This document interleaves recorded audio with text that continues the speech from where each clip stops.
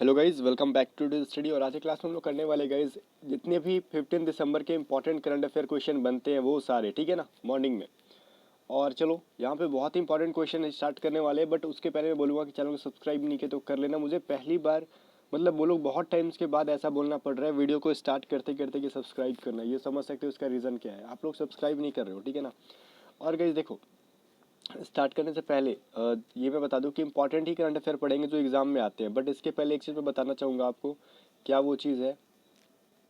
वो चीज़ है ये कि अन अकेडमी के बारे में मैंने बोला था कि अन अकेडमी पे अगर आप डिफेंस की तैयारी कर रहे हो खास करके, तो एक चीज़ ध्यान दो। एयरफोर्स फेज़ 2 की बैच अभी लॉन्च हो चुकी है रिसेंटली, ठीक है ना, अन अकेडमी पे। तो इसका लिंक जो है मैं डिस्क्रिप्शन में दे दूंगा। अगर आप फेज़ 2 की तैयारी करना चाहते हो, ठीक है, तो आप जाओ यहाँ पे। पीएफटी मेडिकल टेस्ट सबकी जो है यहाँ पे आपको गाइड की जाएगी, अभिषेक यादव सर और यहाँ पे दीक्षा वशिष्ठ मैम है, इनके द्वारा, ठीक है ना।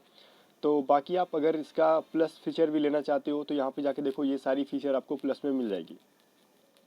इसके अलावा क्या है भाई, अगर आप एयरफोर्स, एनडीए या फिर नेवी एग्ज़ाम क्रैक करना चाहते हो तो इसकी सब्सक्रिप्शन ले लो। और हाँ, सब्सक्रिप्शन की जो स्ट्रक्चर है वो चीज़ मैं बता दूं कि जब भी सब्सक्रिप्शन लेना तो यहाँ पे देखो रेफरल कोड या फिर अनलॉक कोड में आप A to Z स्टडी लिखना, ताकि आपको 10% का डिस्काउंट मिल जाएगा। और प्राइसेस देखो ये है, अगर आप 1 मंथ के लिए लेना चाहते हो, 3 मंथ के लिए, तो आपकी फीस स्ट्रक्चर ये है, ये आपको फी पे करना पड़ेगा।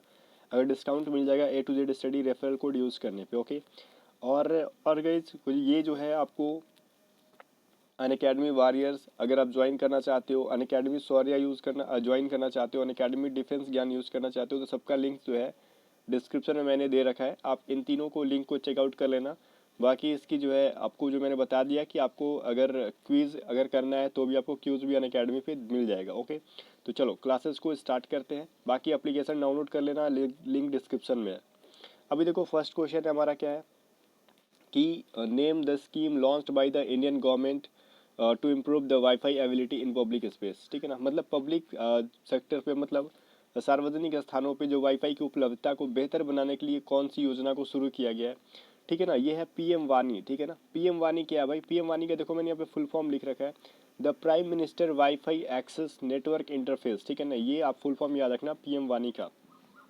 बस नाम याद रखोगे तो पता चल जाएगा कि वाईफाई की एबिलिटी को, मतलब उपलब्धता को बेहतर बनाने के लिए इसको यूज़ किया जा रहा है, मतलब इस स्कीम को लॉन्च किया गया है।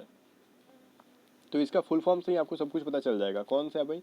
वाईफाई की उपलब्धता मतलब सार्वजनिक स्थानों पर बेहतर बनाने के लिए कौन सा मतलब आपको स्कीम लॉन्च किया गया है, पीएम वानी, ठीक है ना। चलो ये तो इंपॉर्टेंट क्वेश्चन थे। अभी देखो ये भी इंपॉर्टेंट उतना ही है कि विश्व स्क्वैश फेडरेशन के न्यू अध्यक्ष के रूप में किसको चुना गया है, ठीक है। न्यू प्रेसिडेंट के रूप में किसे चुना गया है, तो ये है जीना उल्ड्रिज, ठीक है। जीना उल्ड्रिज को अभी न्यू फेडरेशन के, मतलब ये न्यू फेडरेशन, ये विश्व स्क्वैश फेडरेशन के न्यू अध्यक्ष के रूप में चुना गया है, ओके। चलो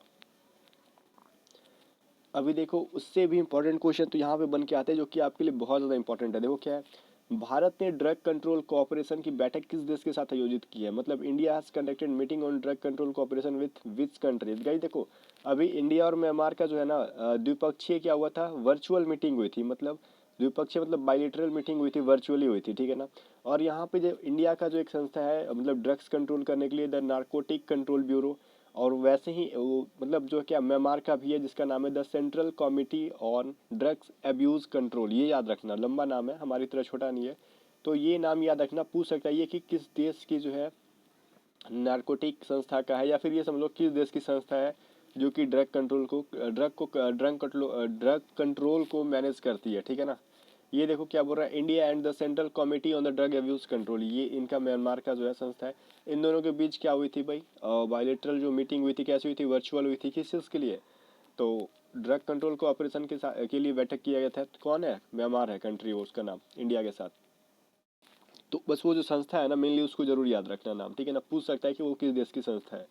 world Bank inter ministerial meet 2020 का विषय क्या था, थीम क्या था गाइस? विश्व नहीं, विषय पूछा गया, मतलब विषय मतलब थीम होता है, ठीक है ना। ये पूछ रहा what is the theme of the World Bank inter ministerial meet 2020, ठीक है ना।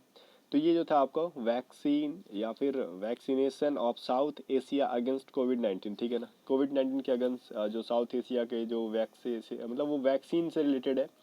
तो वैक्सीनेशन था आपको, मतलब वैक्सीन करना था उनको, वही चीज़ है। तो World Bank inter ministerial meet 2020 का थीम क्या था आपको? ऑप्शन ए जो है राइट आंसर है।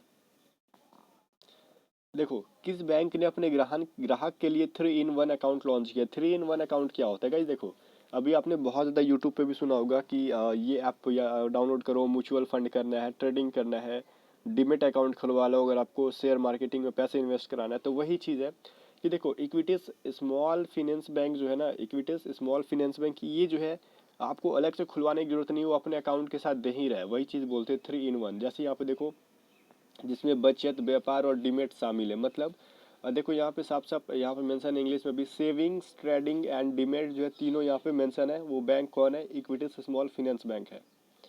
ओके, अभी नेक्स्ट देखो, who was the most search person, मतलब बहुत ज़्यादा सर्च किए जाने वाला पर्सन, ठीक है ना, इंडिया में। गूगल इंडिया द्वारा एक रिपोर्ट आया है जो कि एक इंसान है जो है जोए बिडेन, जिसको बहुत ज़्यादा इंडिया में सर्च किया गया है अभी इलेक्शन को लेके, ठीक है ना।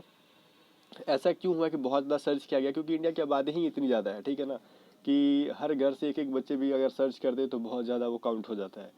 तो इसकी वजह से जोए बिडेन को बहुत ज़्यादा सर्च किया गया है इस बार इंडिया में, ठीक है ना। तो चलो याद रखना।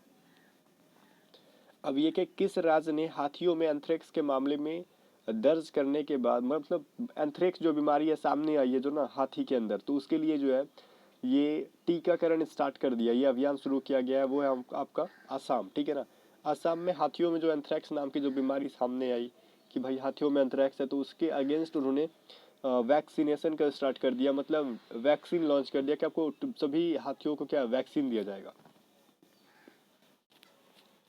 नेक्स्ट क्वेश्चन है हमारे पास, Nitin Gadkari inaugurated 3 lanes of the newly built Koilwar bridge established on which river। मतलब एक 3 लेन की जो एक कोइलवर ब्रिज है, नितिन गडकरी ने उसका उद्घाटन किया, जो कि बिहार में है, ठीक है ना। कहाँ पे?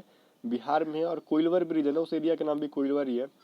पहले से वहाँ पे एक कोइलवर ब्रिज थी, उसी के पास नई ब्रिज भी बनी है, ठीक है ना, जो कि 3 लेन है इस बार। उसको सोन रिवर पे, नीचे सोन रिवर है, ऊपर ऊपर ब्रिज है, ठीक है ना। तो उसकी उद्घाटन किसने की है? नितिन गडकरी ने की है। चलो नेक्स्ट क्वेश्चन देखो क्या है।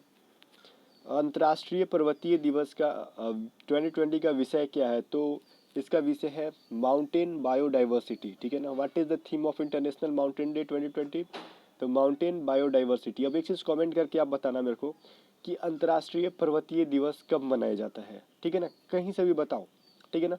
अंतर्राष्ट्रीय पर्वतीय दिवस कब मनाया जाता है तो ये कमेंट बॉक्स में करना, लाइव कमेंट में नहीं, ठीक है ना।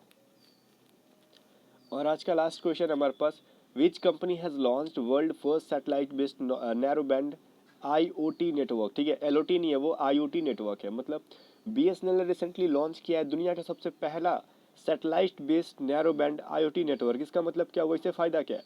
देखो, आप नीचे जाके पढ़ सकते हो। आईओटी का मतलब होता है इंटरनेट ऑफ थिंग्स, कि जो मछुआरे हैं, जो फिशर्स मैन है, समुद्र वगैरह में जाते हैं, तो उनको कभी कभार नेट नहीं सही से काम करता है, नेटवर्क नहीं होती है, तो उनको वहाँ भी अच्छे से अब नेटवर्क मिलेगी। इसका फ़ायदा ये है।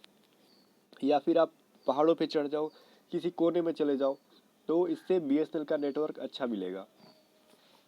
तो बीएसएनएल ने पूरी दुनिया में पहली बार ऐसा लॉन्च किया है। क्या लॉन्च किया है? World first satellite based narrow band IOT network, ठीक है गाइज। तो आज की क्लासेस में इतना ही रहने देते हैं, मिलते हैं नेक्स्ट वीडियो के साथ। वीडियो पसंद है तो लाइक जरूर करना, दोस्तों के साथ शेयर करना और कमेंट करके जरूर बताना जो क्वेश्चन मैंने आपसे पूछा आंसर आपको पता होगा तो।